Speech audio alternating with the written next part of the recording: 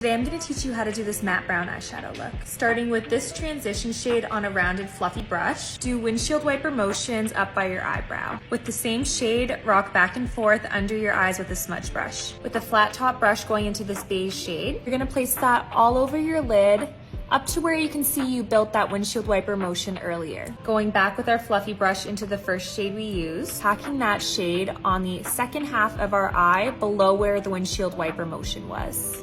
Taking this brown that's a little bit darker, the similar technique, we're gonna keep packing on the lid, but this time we're staying closer to the outer edge of the eye. And you wanna make sure you're staying again below that windshield wiper motion. If anything looks like it needs some blending, start doing really little circles with your brush. With the same shade, smudging that under your eyes with a smudge brush again. And lastly, with the fluffy brush, taking this darker neutral brown, do really small little circles right at the very corner of your eye. If there's any excess on your brush, just start to drag it into your crease. Add some thin black liner. I added some individual lashes, and now I'm just putting mascara on top.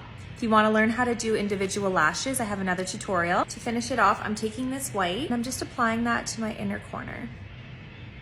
Let me know what tutorial I should do next.